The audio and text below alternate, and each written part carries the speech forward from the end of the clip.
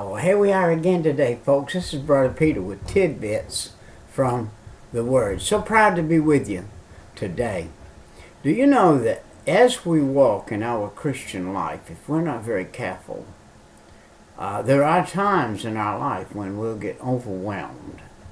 We have plans, we have systems we have put in order, we have Sunday school classes we teach, we have bus ministries we're in, we have children's churches we're in, we have 3 services a week, Sunday night, Sunday morning, Wednesday night, and then during the week, if you're an active person, you will have other church activities, and we do. For instance, I'm in all 3 of the above, plus I'm a Sunday school teacher, plus on Thursday night I'm in Titus Baptist Seminary, which is a college out of our church, and requires us to do homework, and requires us to write papers, and requires us to be obedient in the Word. And through much obedience in the Word, if you're not careful, you can burn out or get tired or get weary of well-doing. And Paul reiterates many times in his scriptures saying, hey, be careful. Don't get worried in well-doing. If anybody in this world had a right to get worried in well-doing, it was Paul the Apostle. His well-doing caused much physical action as well as his spiritual life. And not only that, Paul was a wealthy man. He sacrificed his wealth for poverty. He actually walked in poverty much of the time. He walked in where he actually went without food, didn't have something to eat. Can you imagine walking on the road to Emmaus, walking on the road, say a 30-mile trek, and you haven't had anything in your stomach but a little piece of beef jerky, maybe a piece of dried fish in that day. And as you walk, there might be a berry along the way, and you could pick a berry or two and put it in your stomach and keep you from just dropping dead, just famishing to death. And he went many times without food. He went without water. He went without those things. And that day you had to carry a little bag of water on you. If you didn't, you'd drop dead in the middle of the desert. And it was a dusty place. There wasn't no motor scooter came along, or no bicycle, or no car or truck or anything. When you were walking, you were walking. And when a guy came by on his camel, he sure wasn't going to throw his hand down there and say, hey, get up on my camel with me. No, if you were out there walking, you were walking. You were kind of in a place. You and I of today would just consider a walk in the woods sometimes if we say, well, we're going to walk this 1 mile across those woods, and I'm going to walk across those woods.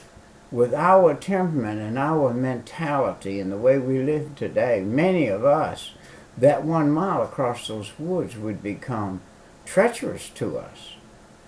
Would become thinking, it would cause us great thinking of what could happen or what might happen or how we just suppose we get off the path and we get lost. That's a big patch of woods. Well, see, Paul had to walk those kind of treks all through his life. He walked those. He knew the way. He knew the direction. He knew that he had his own earthly compass if he had to at night, by walking on this particular star in this direction, he's going to come to this particular place that he wanted to go to. And a different day than today, a tough day, a hard day. You couldn't be a weakling and live the life that Paul the Apostle lived. Now he's saying, owe no man anything but to love one another. The greatest commandment after the New Testament was to love thy neighbor as thyself. Let's look at some scriptures. Get your Bible out. Pause for a second if you're on VH Tidbits and you're watching Brother Peter. Pause for a second. I'm a Bible user. I'm going to go to scripture after scripture after scripture. I use the Bible. The Bible's what I preach, what I teach. And Lord willing, it's what I live. I'm trying my best to live what this Bible says. I was talking with my grandson and grandson-in-law yesterday, and he asked me about my past, my heathen past. Well, I had a very, very exciting but evil past. Yes, it was exciting, but it was evil. And it was not something to really brag about. God brought me through it, not by happenstance. Not by happenstance. I love our teacher in school brings out a word often that would be providence. Providence. God's providence. God's providence is always at work. His providence is at work. We may think, well, this was a happenstance. No, it wasn't a happenstance. It was a providence. In studying, we're studying early American history right now. In early American history, everything was providence for America to be where America is. It was providence. And it was actually providence for America to be called America. The man that called America, Armageddon, he came up because God sent him up to do that. Why is this called America? It's a word that means freedom. And we would not be called America had Christopher Columbus named us. See, he didn't know where he was. He didn't really know where he was. He really did not know what he discovered. When Columbus went to his death, and I know we'll see him in heaven, he was a Christian man. But when he went to his death, he did not realize what a gigantic thing he had started. What a discovery he had made. What a look at his name. His name is in the annals and the history, sewed into the history of the United States as the founder, as the procurer of it. And he was here but a short time, but he did do the work of getting here, of finding the place, locating it, getting things started, and then traveling on. But for you and I, we put a lot of stock in Christopher Columbus. But our stock really needs to be in Jesus Christ. He used Christopher Columbus. And God's foreknowledge knew that we were going to be here today. He knew I was going to be here. And I teach my Sunday school class. We are all on this earth for a time. For a period of time, we're here. If you will study the Old Testament, you will find that God said to some people in different times, in different areas, and different things, that 500 years from now there's going to be a king. His name's going to be Nebuchadnezzar, and he's going to do what he's going to do, and he's going to be part of my system. Now, 500 years before he tells people things, and years all through the Bible, you'll find prophecies that are things to come years and years ahead. Now, we have the prophecy of Jesus coming in the clouds and saying, come up hither. We don't know when that's going to be, but we know that because he said that he's going to do it, he's going to do it. He's going to perform everything he said he was going to perform.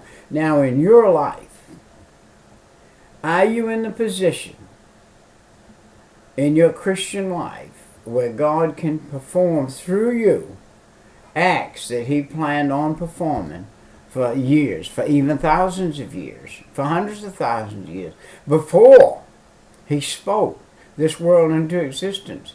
He knew all that was going to happen, every second of it. But it was a plan that he was going to put in the process. And he was going to allow mankind to have a volition. That is a will to decide whether he's going to do right or wrong. That's what a volition is. A volition is what a man has, is the ability to do right or wrong. And my volition is, since I got saved, is to do right all the time. That is my volition. Whether that always happens or not is not. I'm convicted my own self through the study that I'm doing right now on, it says right here in verse 11 of chapter 13 of Romans, it is high time to wake out of sleep. It is high time to wake out of sleep. People say, well, Brother Peter, you're one of the busiest people I know in the Word. But you know what? Compare to Paul, the apostle, compared to Timothy, compared to Peter, compared to Luke, Mark, John, Thaddeus, compared to all of those disciples. I'm a weakling. I'm not having to look at the door rest those guys had to go through. I get up in the morning in a warm house and turn on a light switch and turn a light on. I don't have to get up and light a match and light a candle and be in a cold place. Build a fire in the middle of the floor in a rock hearth. And I can I can open the refrigerator door and get something to eat.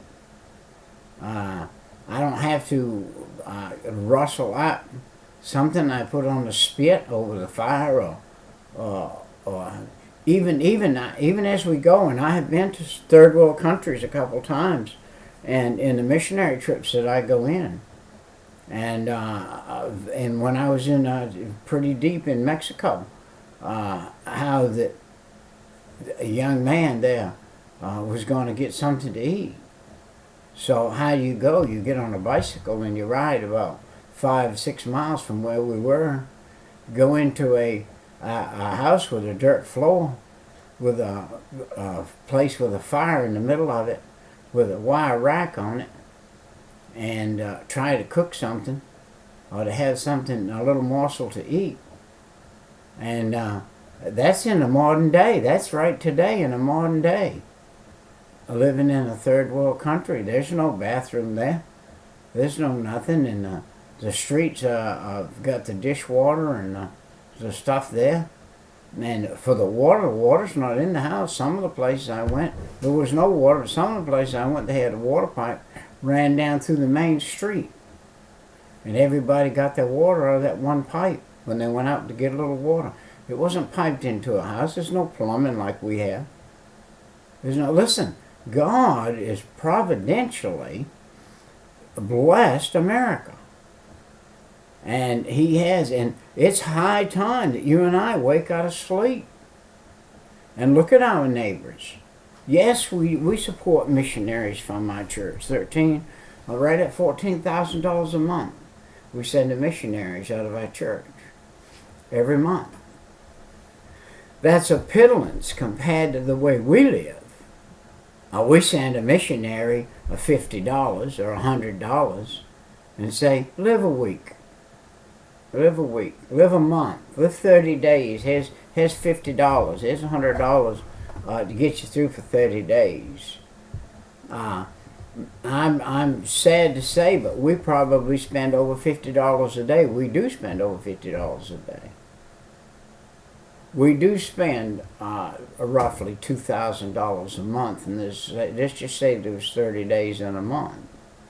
So we're spending about $75 a day, and we send a missionary $100 and say, here's $100, live for 30 days.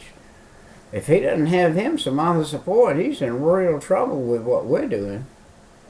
We ought to get together every once in a while if we've got this whole group of missionaries and send one of them a lump sum that they could have $1 to catch up with. I'm sure it would be catch-up money. It wouldn't be money put away to use in the future. It would be catch-up money. So he said, it's high time to wake out of our sleep. the duty of spiritual vigilance, the relationship to the timetable of God was constantly enjoyed by the Apostle Paul.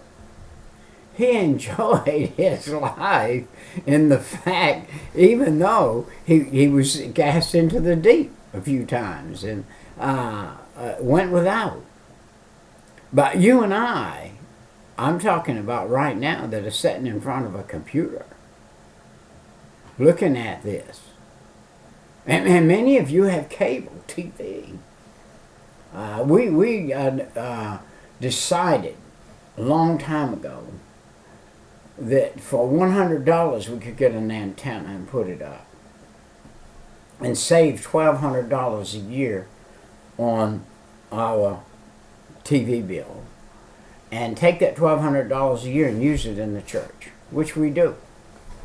Which we use all of our money in the church. We use all of the money that we don't eat on or pay rent with or pay light bill or do whatever with. That money goes to the church. All my money belongs to God. It ain't mine. Any money God puts in my hands, His money. And I'm going to use it for His work. As well as, you say, well, Brother Peter, you go out and you buy a whole bunch of books. I do. I'm building a library. I'm building a library to leave at the church. I'm 75 now. I'm headed out of here. I want to leave something behind. I want to leave something tangible behind, not just something. Otherwise, I want to leave. I've got a few thousand tapes, old reel-to-reel tapes. And little reel tapes, and they're all preaching and teaching and singing. And I want to leave a bunch of them little old tape recorders and a bunch of these tapes where people can come in the library, sit down at a booth, put the headphones on, and punch that little old thing and push a tape on, and listen to an hour of a man preaching or singing or talking about the gospel. And I got some of the best of the old preachers and stuff on that. Listen, we have got away from doing what God would have us do. And because we've got away from it, we're like people sleeping. We forgot about our neighbors. We have forgot about those things that are important. And our neighbors are important. We need to wake up. For now is our salvation nearer than when we first believed. I believed November 5th, 3 o'clock in the morning, 1972. Some 40 years ago. Now, yeah, I'm closer now to the coming of the Lord. 40 years later. And the adoption, to wit, our redemption of our body. Wow. And to wit, Romans 8 and 23. Let's back up to Romans 8. We're in Romans 13. Let's back up to Romans 8 and 23 for a second and take a look at this. In Romans 8 and 23. If you're going to follow along with Brother Peter, he said, and not only they, but ourselves also, which have the first fruits of the Spirit, even we ourselves groan within ourselves, waiting for the adoption, to wit, the redemption of our bodies. You know, to be absent from this body is to be present with the Lord. And I don't care how good it is in your life, the very best in your life, the very absolute peak, pinnacle of earthly living in your life wouldn't be a microscopic second's worth of joy compared to what it's going to be like to be in the presence of God and be in heaven. This is not our home. This earthly place is not our home. The little bit of earthly pleasure we have here in this fleshly body is not anything, nothing, compared to being in the presence of God. The Bible said to be absent from the body is to be in the presence of God. So the minute we're absent from this body, we're in the presence of God. In heavenly places, This earth was cursed. When the devil was cast down here, the fallen angel, Lucifer, was cast to the earth. He tainted this earth. This earth was going to be a little bit of heaven on earth. When God put Adam and Eve in the garden, this was I said, all you got to do, you can eat of it. Do anything you want. Just, here you are. This is your garden. I'm going to take care of it. You can eat. You can do what you want. But after they sinned, then God put a curse on the earth, and he said, now, yeah, you can eat what you want now, but you got to grow it. You got to till the land. You got to sweat with your brow. You got to do this, you got to do that, because of the sin. So, look, you and I came from the same place Adam did.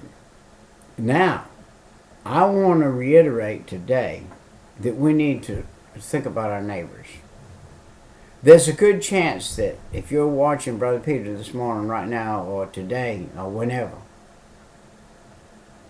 that you're not aware of your neighbors.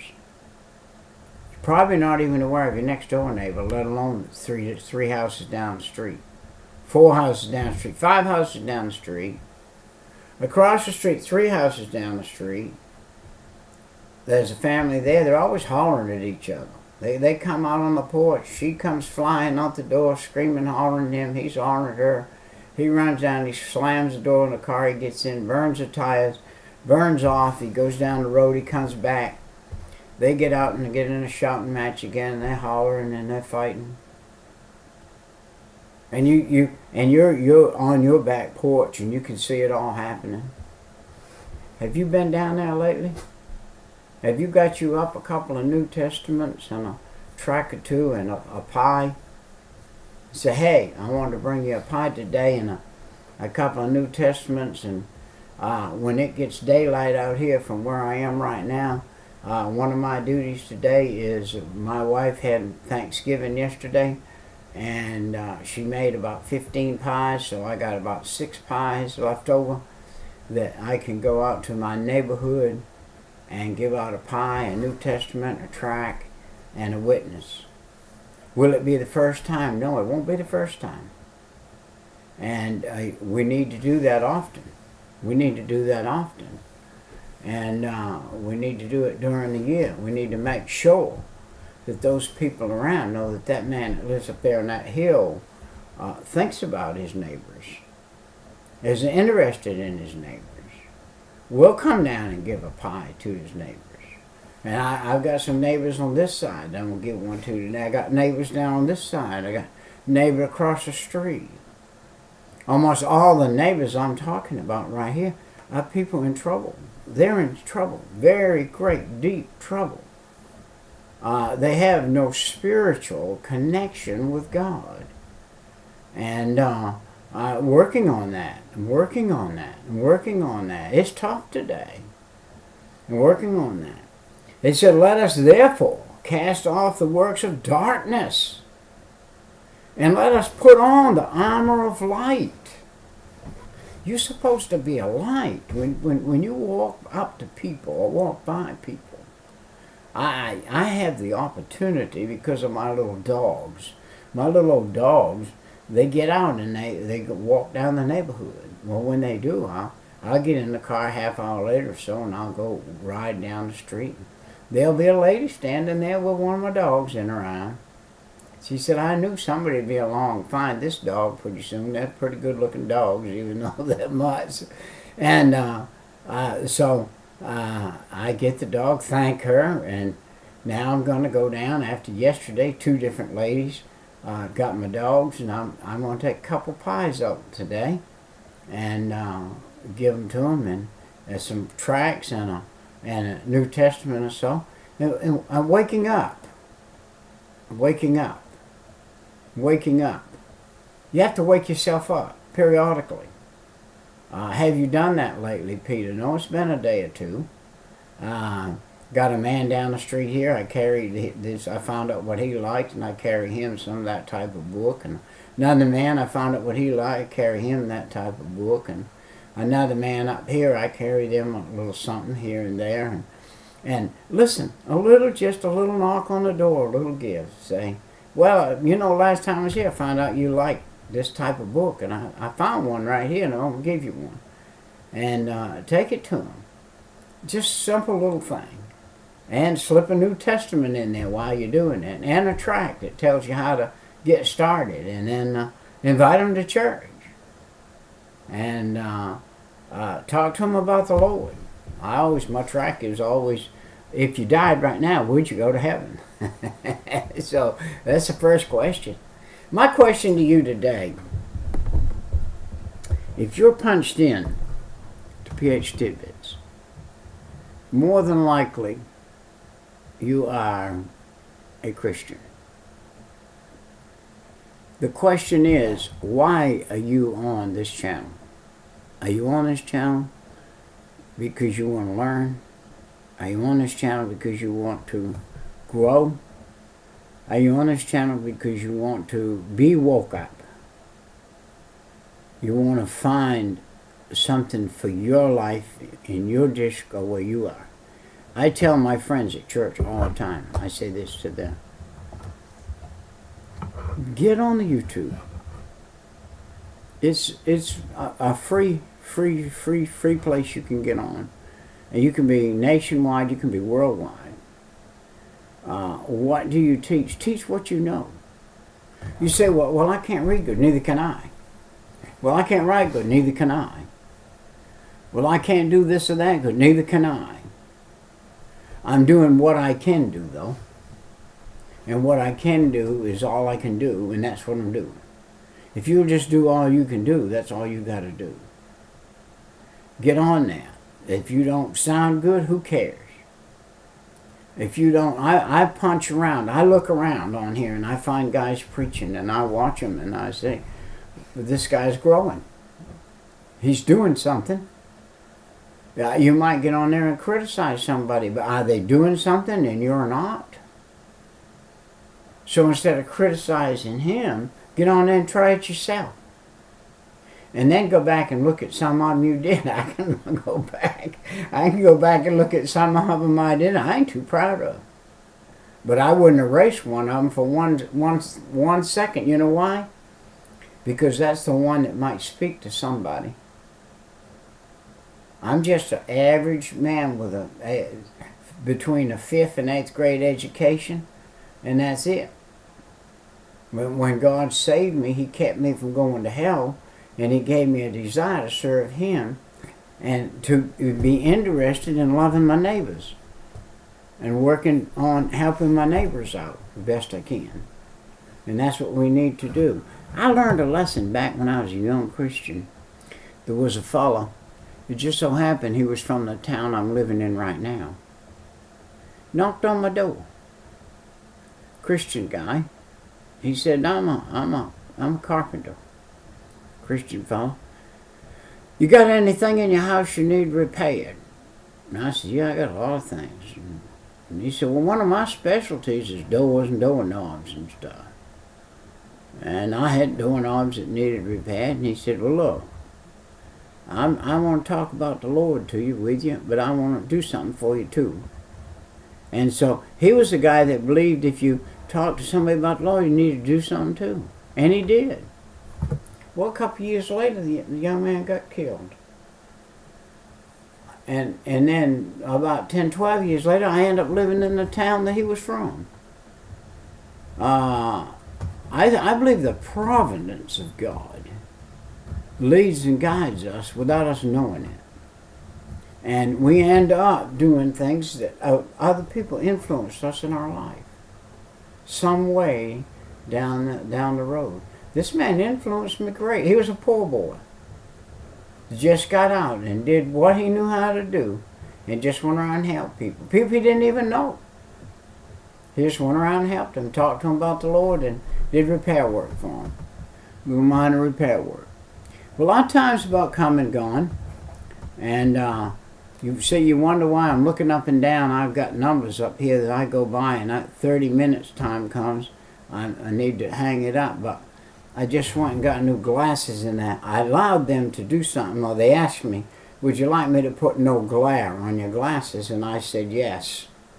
I don't know who you are out there, but whoever you are, do not do that. It's the worst possible thing you could do if you use a computer. Because between me and that screen right now is a shiny glare that's between me and that, because it's bouncing off my glasses back into the computer. It confuses my camera, it confuses my computer, and it confuses me to be able to see. And when I'm driving at night, all I see is fragments of light like this, and it's a bad thing. Stay away from it. Do not get it on your glasses. I'm going to have to go spend another $700 probably, because I allowed them to do that. It was a big mistake. But anyway, here we are. I'm going to wind her up, and it was good to be with you today. We'll see you next time. Bye-bye.